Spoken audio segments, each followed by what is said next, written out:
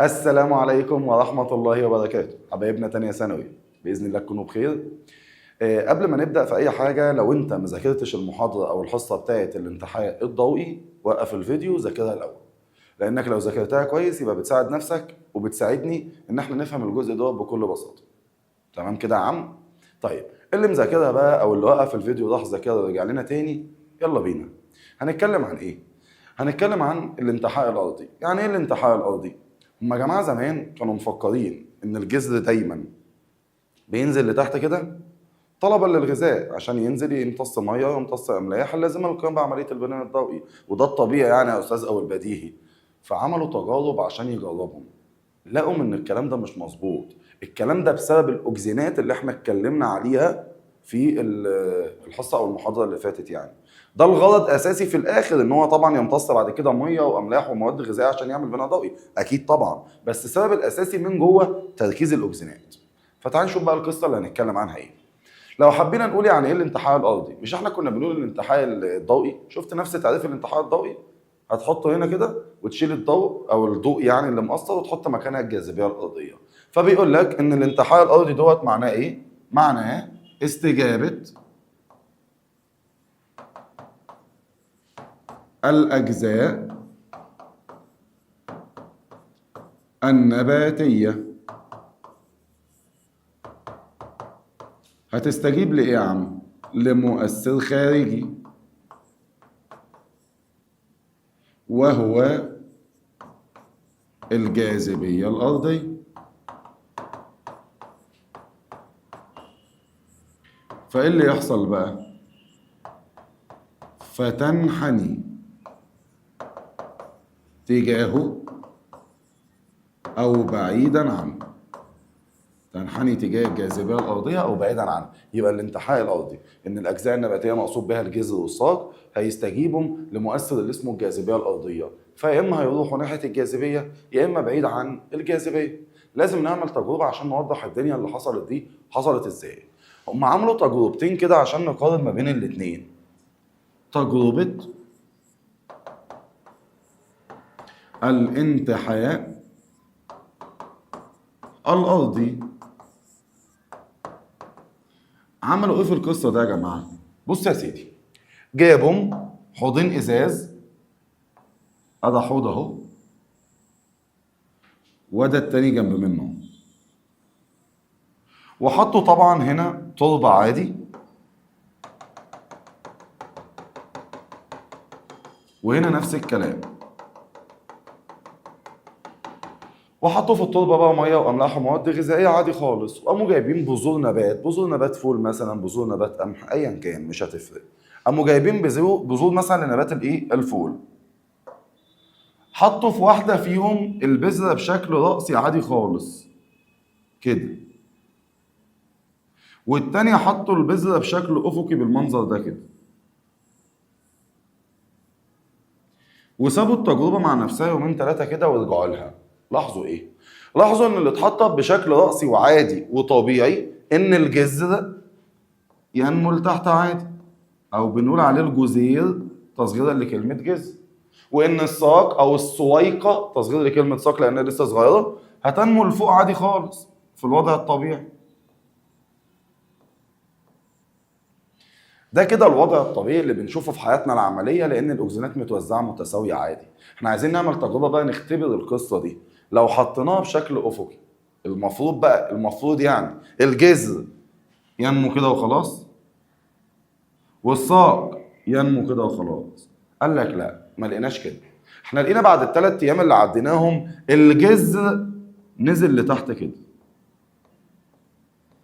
فهم يعني ناحيه الجاذبيه الارضيه تحت اهو، فقمنا قايلين على الجذر منتحى ارضي موجب، يعني نزل ناحيه الجاذبيه الارضيه. اما الساق لقيناها عملت كده، طلعت لفوق بعيد عن الجاذبيه، فقمنا مسمين الساق منتحى ارضي سالب، يعني بعدت عن الجاذبيه الارضيه. طب ايه السبب؟ نفس السبب بتاع الانتحاء الضوئي، التوزيع الغير متكافئ للاكسجينات. فلو حبينا نفسر القصه دي مع بعض كده، التفسير يا عم اللي حصل، بص يا سيدي، لو فرضنا ان انا معايا النبات اهو، هذا النبات وقسمناه نصين كده، الجزء اللي الناحيه دي مثلا نفرض ان هو الساق، والجزء اللي الناحيه ديت اللي هو الجذر. بنفس ترتيب القصه اللي انا عاملها هنا نقلتها لك عشان نوضح الكلام تاني، ونقسمها بس نصين كده عشان نشوف ايه قصه الاوكسجينات. احنا كنا قايلين في الانتحاء الضوئي ان الاوكسجينات بتكره الضوء، يعني الناحيه البعيده عن الضوء كان تركيز الاوكسجينات فيها كام؟ 65%، والناحيه القريبه من الضوء كان تركيز الاوكسجينات فيها كام؟ 35%، زي ما كنا واخدينها هنا كده. لو الضوء من الناحيه دي الجنب البعيد كان بيبقى 65، اما الجنب القريب بيبقى 35 بس. ماشي، نرجع لحوارنا بقى. هنا بقى الاوكسجينات ايه علاقتها بالنسبه للجاذبيه الارضيه؟ بتحب الجاذبيه الارضيه، فبتلاقي زيها زي اي حاجه الجاذبيه بتشدها لتحت كده. فهتلاقي ان الجنب اللي تحت ده سواء في الساق او سواء في الجذر عنده تركيز الاوكسجينات 65%. يبقى الجنب التحتاني اهو يا عم تركيز الاوكسجينات 65%. اما الجنب اللي فوق ده تركيز الاوكسجينات اقل، بيعمل 35% بس. فوق كده 35%. كلام جميل. نكمل بقى الكلام اللي احنا عارفينه، ان زيادة الاوكسجينات بالنسبة للساق ايه؟ مصلحة. طب زيادة الاوكسجينات بالنسبة للجذر ايه؟ مش مصلحة يا استاذ. فبالنسبة للساق الحتة اللي فيها زيادة اوكسجينات مصلحة، يعني الجنب اللي تحت ده فيحصل له زيادة نمو كده اكتر من الجنب اللي هو 35. يبقى كده الساق راح ناحية فوق بعيد عن الجاذبية الارضية، فبنقول عليه منتحى ارضي سالب. اما بالنسبه للجذر زياده الاوكسجينات مش مصلحه، يبقى الجنب اللي تحت ال 65 مش مصلحه، اما الجنب اللي هو 35 مصلحه، فتلاقيه ينمو كده فينزل لتحت، فبنقول عليه منتحى ارضي موجب. هو ده التفسير. فلما اقول لك فسر الساق منتحى ارضي سالب، هقول له لان تركيز الاوكسجينات في الجانب السفلي اعلى من الجانب العلوي، فيعمل على زياده النمو، فينحني الساق لاعلى. طب الجذر منتحى ارضي موجب ليه؟ اقول له لان في الوضع الافقي ده كده اسمه الوضع الافقي، اما ده اسمه الوضع الراسي بيكون 50-50 عادي. لان في الوضع الافقي تركيز الاوكسجينات في الجانب السفلي 65% يعمل على تثبيط نمو خلايا الجذر، بينما يستمر الجانب العلوي في النمو فينحني الجذر لاسفل. ده يا جماعه بالنسبه لقصه الانتحاء الارضي. يبقى اللي انا عايزه على الانتحاء الارضي تعريفه، وان الساق بيبقى سالب الانتحاء الارضي، وان الجذر موجب وعرفنا الاسباب، وان الاوكسجينات بتبقى متوزعه برضه 65-35 بس الجنب اللي تحت هو اللي بيكون 65، يعني معناها ان الاوكسجينات بتحب الجاذبيه الارضيه وبتروح ناحيتها. ده اللي عايز اعرفه عن الانتحاء الارضي. طيب الانتحاء اللي بعد منه اللي متبقي اللي هو الانتحاء بس المائي. يبقى احنا هنتكلم عن الميه اللي موجوده في التربه.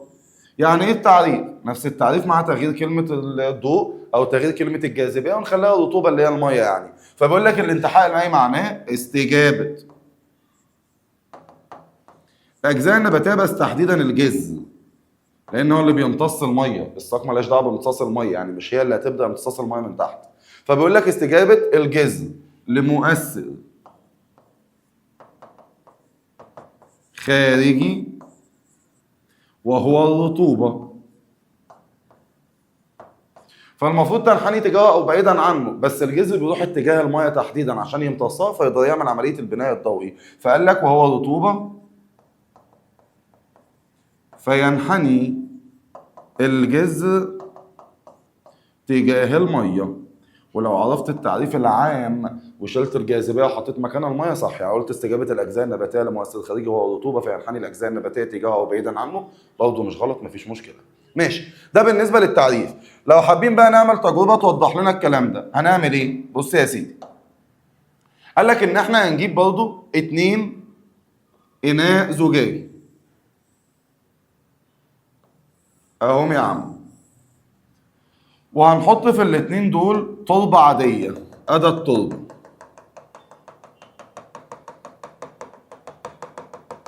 ماشي، وبعدين هنحط هنا نباتين او نبات مش هتفرق، بس خلينا نحط نباتين زي التجربه الطبيعيه اللي عندنا. ادي نبات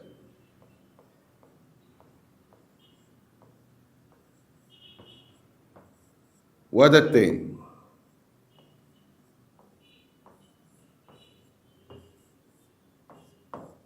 وهنا نفس الكلام، هنحط برضه نباتين.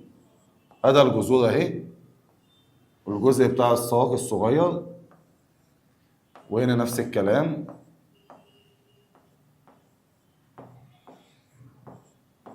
ماشي. ايه الفكره بقى يا استاذ؟ قال لك الفكره ان احنا في الحوض الاولاني هنوزع الميه في كله بالتساوي عشان نعمل مشكله. فطالما انت وزعت الميه بالتساوي مش هيحصل حاجه. الساق كده كده لفوق زي ما هي، والجذر كده كده لتحت مستقيم كده زي ما هو، ولا اي اندهاش يعني، طالما انت موزع الميه بالتساوي. الفكره بقى في ايه؟ انك لما تحط مثلا في الحوض التاني ده شويه ميه في الجنب ده وشويه ميه في الجنب ده بس، وتسيب المنطقه اللي في النص فاضيه، وترجع بعد 3 4 ايام، هتلاحظ ايه؟ هتلاحظ ان الجذر ده مش هيفضل زي ما هو، لا يا عم، ده هيقرب ناحيه الميه كده. فبنقول عليه منتحى مائي موجب. طب الساق ولا اي اندهاش بقى، الميه موجوده تحت في الجذر تبع التربه يعني، يبقى الساق ملوش دعوه. ماشي. طب اللي الناحيه دي نفس المبدا، مش هلاقي الجذر زي ما هو كده، لا ده انا هلاقي الجذر قرب من الميه، فبنقول عليه منتحى مائي موجب. طب ايه التفسير؟ ايه اللي حصل يا عم عشان القصه دي تحصل؟ لو احنا خرجنا مثلا اي حاجه، خلينا نخرج ده اهو، نخرجه بره كده زي ما كنا بنعمل في كل حاجه زي دي كده اهو. الحته اللي فوق دي الساق، الحته اللي فوق دي الجذر. لو فرضنا ان احنا معانا الميه الناحيه دي اهي، دي الميه، كلام جميل. الساق ملوش دعوه خالص بقصه الانتحاء المائي، لا يتاثر بالانتحاء المائي، انما الجذر بيتاثر. بيعمل ايه تحديدا؟ واحده واحده كده. لو قسمناه لجزئين كده، الجزء ده كده الجانب المواجه للميه، الجزء ده كده الجانب البعيد عن الميه. الاكسجينات بتحب الميه فبتقرب من الميه، فالجنب، خلينا نجيب القلم الابيض بس كده،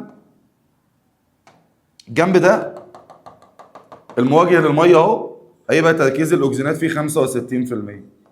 الجنب ده البعيد عن الميه هيبقى تركيز الاكسجينات فيه 35%.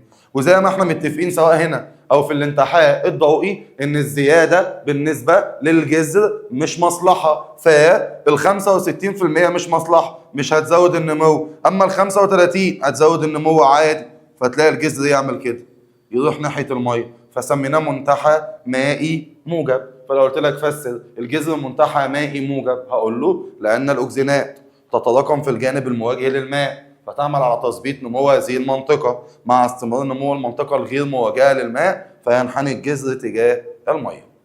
ده القصة يا جماعة بتاعت الانتحاء المائي. بس كده؟ بس كده. ما هو انت لو ذاكرت الانتحاء الضوئي زي ما احنا متفقين هتلاقي الموضوع سهل جدا. يبقى احنا كده الاكسجينات بتكره الضوء وبتحب الاثنين التانيين، بتحب الرطوبه وبتحب الجاذبيه الارضيه. والمبدا العام اللي احنا عمالين نفسر فيه ايه؟ ان الساق الزياده بالنسبه لها مصلحه عادي، زياده الاكسجينات يعني، اما الجذر الزياده بالنسبه لها مش مصلحه، بتعمل تظبيط عكسي. ده ملخص القصه اللي بنحكيها في الدرس ده يا جماعه. ذاكر، وقف الفيديو عند اي حاجه فيها مشكله بالنسبه لك، الدنيا هتلاقيها اوضح. ولو انت ما ذاكرتش الانتحاء الضوئي كويس الاول مش هيخليك فاهم حاجه في الانتحاء الارضي وفي الانتحاء المائي. تمام كده؟ تعالى بقى نعلم على الاجزاء المهمه اللي احنا محتاجينها في الانتحاء الارضي والانتحاء المائي، زي ما علمنا على الحاجات المهمه بتاعه الانتحاء الضوئي. فاللي هنعلم عليه ده المهم اللي لازم نذاكره، اللي مش هنعلم عليه هيبقى قراءه بتركيز بس. تمام؟ تعالى نعلم يلا. بص يا سيدي، احنا دلوقتي موجودين في صفحه 23. ايه اللي انا عايزه مهم بقى من هنا؟ عايزين تعريف الانتحاء الارضي طبعا، وبالنسبه للتجربه محتاجين نعرف ان السيقان بتبقى سالبه الانتحاء الارضي، بتبعد عن الجاذبيه، اما الجذر موجب الانتحاء الارضي. والنقطه دي احنا كده كده عارفينها، اللي هو التوزيع الغير متكافئ للاكسجينات. التفسير العام لما بيكون في الوضع الرأسي كده كده متوزع متساوي 50-50 فما بيحصلش حاجه، دي اول قصه. فمعانا يبقى توزع الاكسجينات في كل من الجانبيه بتاع القمه الناميه سواء الساق او الجذر، عشان كده بينمو مباشره لاعلى الساق والجذر الاسفل. اما بقى في الوضع الافقي ده مهمه معانا، لما بيكون في الوضع الافقي بتتراكم في الجانب السفلي زي ما اتفقنا، مما يؤدي الى ايه بقى؟ تعال نشوف الجزئين اللي بتعملهم. بالنسبه للساق بتنشط السطح السفلي زياده عن العلوي، فتلاقي ان الساق يطلع لفوق. اما في الجذر كان بيعمل تعطيل او تثبيط للنمو، فتلاقي ان الجذر ينزل لتحت زي ما وضحناها في الشرح. بعد كده الانتحاء المائي، هنحتاج طبعا التعريف والتجربه. بالنسبه لنا هنحتاج يا سيدي ان الجذر منتحى مائي موجب، والتفسير بتاعه او السبب بتاعه. بس كده، ويبقى كده الدرس الاول في الاحساس خلص. تمام، تعالى بقى نحل ال 18 سؤال اللي هم اول حاجه خالص في الدرس بتاع الاحساس، اول 18 سؤال يعني. يلا بينا. سؤال رقم 1 بيقول لك اي من آلي ليس بالضروره ان يرتبط بعمليه الاحساس. حاجه مش شرط ترتبط بالاحساس. الاستجابه لا، لازم هستجيب. لو فرضناها مثلا على النبات، لازم بيبقى فيه مؤثر زي الضوء مثلا، بيستقبل المؤثر يعني بيستقبل الإضاءة وبيعمل استجابة معينة، بيروح ناحية الحاجة أو بعيد عنها. أما الحركة مش شرط، مش شرط يتحرك، يعني مش شرط حركة ظاهرة، مش شرط حركة كاملة. يعني أنا ممكن مثلا لو فرضت عليا أنا ممكن يحصل لي إحساس، ممكن يحصل لي استجابة، ممكن أحس مثلا لو حد عمل لي كده، بس مش شرط اتحرك. يعني ممكن تبقى حركه بسيطه كده فما تحركنيش، او ممكن برضه حد تاني الاقيه مشاوكني جامد فلاقي عملت ايدي كده، فممكن وممكن. فعلشان كده هنختار الحركه. اما الباقيين دول انت لازم هتستجيب وهتستقبل، ولازم يبقى في مؤثر هيأثر عليك. اما الحركه مش شرط ان هي تحصل يعني. يبقى مش شرط الاحساس يتبعه حركه، مش شرط، ممكن يتبعه حركه وممكن لا. اي من آلي يميز الاحساس في نبات الفول بالمقارنه معه في العنكبوت. انا عايز حاجه تبع الفول، الفول يعني نبات يبقى اقل وضوحا طبعا. اي العبارات الاتيه تتفق مع عمليه الاحساس في النبات؟ حاجه تبع الاحساس في النبات. تقتصر على بعض الانواع مثل المستحيه؟ لا، بيحصل في انواع كتير الاحساس عادي. تقل كل ما تعقد تركيب النبات؟ لا، ده بتزيد طالما تعقد التركيب المفروض تزيد. ترتبط بعوامل خارجيه وداخليه ولا حياه النبات لا تتوقف عليها؟ هي حياه النبات بتتوقف عليها. لا تتوقف عليها ازاي؟ انا عايز حاجه تتفق. ترتبط بعوامل خارجيه وداخليه، عوامل خارجيه زي الضوء، الرطوبه، الجاذبيه. عوامل داخليه زي الاكسجينات او الهرمونات النباتيه. يبقى الاختيار ج. سؤال 4. ماذا يحدث لخلايا السطح السفلي للانتفاخات في قاعده الاوراق الريشيه لنبات المستحيه مع ظهور ضوء النهار؟ مش احنا قلنا يا جماعه لما الدنيا تضلم السطوح السفليه دي كانت بتتقلص كده فتطرد الميه؟ طب مع ظهور الضوء بتاع النهار ترجع الميه تاني. تقل نفاذيه الماء؟ لا. تزداد نفاذيه الاملاح؟ لا. تزداد نفاذيه الميه اللي جواها؟ علشان لما تنتفخ ترجع الميه لطبيعتها تاني اللي هي مفروده كده، ترجع الاوراق اقصد لطبيعتها اللي هي منبسطه يعني. فيبقى الاختيار الصح بالنسبه لنا ج. اي التراكيب التاليه يتواجد في نبات المستحيه ومش بعمل المفاصل في الانسان؟ دي مباشره طبعا. قلنا الانتفاخات بتبقى شغاله زي المفاصل عندنا، زي ما اقول لك مفصل الكتف مثلا هو اللي بيحرك كده، فالانتفاخات برضه هي اللي كانت بتعمل كده في الوريقات بتاعه نبات المستحيه. الاشكال التاليه توضح نوع من النباتات يتميز بوجود تراكيب لولبيه تساعده على التعلق بالدعامه يطلق عليها المحاليق. ديت يا جماعه بتحصل في النباتات اللي هي الصاج بتاعتها بتكون ضعيفه فممكن تتكسر، فربنا ادالها الميزه ان هي تتعلق مثلا في حيطه، في حته خشبه زي البسله مثلا، علشان الصاج تبقى واقفه صلبه نفسها كده. المهم، العامل اللي بيساعد محاليق هذا النبات على التلتف حول الدعامه، ما هي يا جماعه بتلتف حوالين الدعامه لما تلمسها، فاول ما تلمسها هتلتف. يبقى اللي حصل هنا اللمس. فين اللمس بقى؟ اهو. سؤال 7. العمليه الحيويه اللي بتعبر عن تفتح الازهار نهارا وغلقها ليلا، دي طبعا حركه النوم واليقظه، ودي كانت نوع من انواع الاحساس طبعا. اذا حدث تقلص لانتفاخ اولي لورقه في نبات المستحيه فكم عدد صفوف الورقات التي تتدلى؟ مش هو حصل انتفاخ اولي؟ الانتفاخ الاولي عنده 4 محاور ثانويه، وكل محور ثانوي شايل صفين من الوريقات، يبقى 4 في صفين من الوريقات يبقى 4 في 2 ب 8. أي الأجزاء التالية في النبات المستحية لا تستجيب لعملية اللمس؟ الوريقات بتستجيب، والانتفاخات بتستجيب بتاعت قواعد الأوراق أو الانتفاخ الثانوي أو الأولي. المحاور الثانوية كمان بتستجيب، أما الساق ما بيستجيبش. ما بتلاقيش الساق بينزل كده، اللي كان بينزل الانتفاخ الأولي ثانوي، انتفاخ الوريقة محور أولي محور ثانوي وهكذا، أما الساق لا. بالاستعانة برسم البيان المقابل أي الأشكال التالية تمثل استجابة الأوراق خلال الفترة ص ع. الفترة ص ع يا جماعة تركيز المية في خلايا الجزء السفلي للانتفاخات قليل قوي، طالما تركيز الميه قليل وهي طردت الميه اللي عندها مش هتبقى واقفه صلبه نفسها كده، هتلاقي الورق عامل كده. فاحنا هنختار الورق اللي هو عامل تقارب. فين؟ لا ده الورق ده مصحصح، هنا نص على نص، هنا نص على نص، اما بص هنا الورق كله بيتقارب من بعضه، يبقى الاختيار ده. اي العبارات التاليه لا تنطبق على الاكسجينات؟ حاجه غلط. تتاثر بشكل كبير بالعوامل البيئيه؟ بتتاثر. لا تستطيع النفاذ خلال قطع الاجار؟ لا بتنفذ عادي خلال قطعه الاجار اللي استخدمها فينت عشان يقيس التركيز بتاع ال 65 وال 35، يبقى الاختيار ب. يستخدمها الانسان لزياده معدل نمو النبات؟ دي من ضمن المواد الكيميائيه اللي الانسان بيستخدمها يا جماعه لو عايز يكبر حجم النبات، يخليه ينمو بسرعه كده يعني. مواد كيميائيه تفرزها البراعم الناميه او البراعم النباتيه؟ بتفرز من البراعم النباتيه فعلا، يبقى كل الجمل صح، اما ب هي الوحيده اللي غلط. 12 اي العبارات التاليه تتفق مع طبيعه عمل الاكسجينات؟ حاجه صح. كلما زاد تركيزها في خلايا الجذر ادى الى تنشيط استطالتها؟ لا، الزياده في الجذر مش مصلحه، شكرا. كلما قل تركيزها في خلايا الساق ادى الى توقف استطالتها؟ ما بيتوقفش، لما بيقل تركيزها في الساق بيقل معدل الاستطاله بس ما بيتوقفش، شكرا لب. لا تتاثر بالمؤثرات الخارجيه في جميع الاحوال؟ لا بتتاثر يا عم بضوء والرطوبه والجاذبيه. تنساب من اعلى الى اسفل في الوضع الافقي للبادره؟ دي اللي لسه واخدينها في محاضره النهارده، فعلا بتتحرك من اعلى لاسفل في اتجاه الجاذبيه الارضيه، يبقى الاختيار ده تمام. 13 اي العبارات التي هي صحيحه؟ وجود الاكسجينات في الخلايا يؤدي لاستطالتها دايما؟ لا مش دايما، استطالتها في الساق وتثبيطها في الجذر، شكرا لدي. شكرا لألف. نقص الاكسجينات من الخلايا يعطل النمو دائما؟ برضه مش دائما.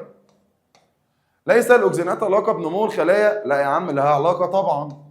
يختلف تأثير الأكسجينات عن النمو باختلاف مكان وجودها؟ لأن الزيادة في الساق مصلحة، الزيادة في الجذر مش مصلحة. 14 عند إجراء تجربة للتحقق من الانتحاء الضوئي تم تعريض ساق نبات للضوء من جانب واحد، أي المناطق الموضحة بالشكل المقابل سيكون لها أعلى معدل نمو. بص يا أخوانا، المنطقة اللي فوق دي بنسميها منطقة الاستقبال، اللي هي القمة النامية اللي بتستقبل الإضاءة. أما المنطقة اللي تحت منها ده دي بنسميها منطقة الاستجابة، اللي بيعدلها الأكسجينات فتديها أوامر إن هي تزود نمو أو تبطئ نمو. حلو؟ هو عايز إيه؟ عايز اللي لها أعلى معدل نمو. هو مش المفروض إن هو يروح ناحية الضوء كده، ركز كده، يبقى اللي له أعلى معدل نمو يا عين يا لام. هي راحت كده، يبقى اللي له أعلى معدل نمو اللي هو عين. أو ممكن تجيبها من النسب، ما أنت عارف إن ده الساق والجانب البعيد ده بيبقى التركيز عنده 65%، واتفقنا ان صاد مش هينفع لان دي منطقه استقبال، يبقى منطقه الاستجابه اللي هي عين، يبقى الاجابه عين.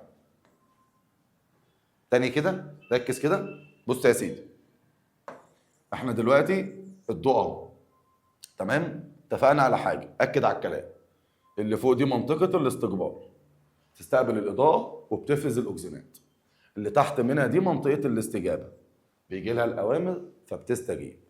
الضوء من الجنب ده، يبقى الجانب البعيد اللي هنقط لك عنده بالاحمر ده التركيز عنده بيكون 65%، اما الجنب اللي هنقط لك عنده بالاخضر ده كان التركيز بيبقى عنده 35، فكان الساق بيروح ناحيه الضوء كده، يبقى اللي زود النمو فعلا عين. تمام كده؟ 15 شكل المقابل يوضح تجربه تستخدم للتحقق من تاثير الضوء على نمو 3 بادرات نباتيه، اي الاشكال التاليه توضح النتيجه المحتمله لاستجابه البادرات بعد مرور عده ايام. بالنسبه للاولانيه دي عاديه تمام، ما عملش فيها حاجه فهتعمل انتحاء، اما دي متغطيه بغطاء اسود فمش هتعمل، دي ما عندهاش اصلا قمه ناميه فمش هتعمل. يبقى انا عايز اختيار بيقول ان اللي على اليمين دي بس اللي عملت الانتحاء، اللي على اليمين ما عملتش، اللي على اليمين عملت، اللي في النص لا واللي على الشمال لا، تنفع به. هنا اللي على اليمين عملت، اللي في النص عملت لا يا عم ده متغطيه بغطاء اسود، شكرا. اللي على اليمين ما عملتش لا طبعا، فيبقى الاختيار به. 16 اي مما يوضح اثر وجود الاكسجينات بتركيز عالي، زياده استطاله الجذر، الزياده للجذر مش مصلحه. نقص استطاله الساق، الزياده للساق المفروض مصلحه. زياده استطاله خلايا الجذر والساق لا طبعا. تظبيط استطاله خلايا الجذر مظبوط لان الزياده للجذر مش مصلحه. 17 وضع طالب قصيصا باحد النباتات، ادى القصيص اهو في حاله انتحاء زي ما انت شايف، فاذا تم تعريض ادى القصيص الى ضوء مصباح في الاتجاه ده، اي الملاحظات التاليه تصف اتجاه النبات خلال عده ايام. يا اخوانا مش هيقلب فجاه من كده لكده، هو كده هيستقيم الاول وبعد ما يستقيم يقوم رايح الناحيه دي تدريجي واحده واحده، هو مش شغال بريموت كنترول، يستقيم رأسيا ثم في اتجاه المصباح بقى يعمل انتحاء عادي. يبقى الاختيار ج. سؤال 18. وضع نبات في كأس بها ماء ثم تعرض للضوء في اتجاه واحد لعدة أيام متتالية. ما الرسم البياني اللي بيعبر عن نمو خلايا الجزء المواجه للضوء في جذر هذا النبات. نمو خلايا الجذر المواجه للضوء في الجذر. افتكر كده؟ احنا كنا بنقول لو معانا مثلا النبات اهو جنب الضوء مثلا من هنا، البعيد عن الضوء طالما ضوء 65%، 65%. اما الجنب القريب من الضوء ده كان 35%. عايز مني ايه يا عم؟ هو بيقول لك انا عايز اللي هيحصل للجزء المواجه للضوء في الجذر. ده الجزء المواجه للضوء في الجذر اهو. المفروض بقى الجزء دوت هيحصل له ايه؟ مش ال 35% في الجذر قلنا بتزود النمو عادي، انما ال 65 هي اللي كانت بتعمل تظبيط للنمو، لان الزياده للجذر مش مصلحه، فيبقى دوت هيزود النمو كده. فانا عايز الحاجه الوحيده اللي هتزيد وترجع تقل، لا، اما الوحيده اللي هتزيد اهو. يبقى الاختيار ب. ده بالنسبه لل 18 سؤال يا جماعه اللي كنا المفروض نراجعهم. يا رب تكونوا استفدتوا ولو بفكرتين بساط. اشوفكم بقى على خير في محاضره جديده. سلام عليكم.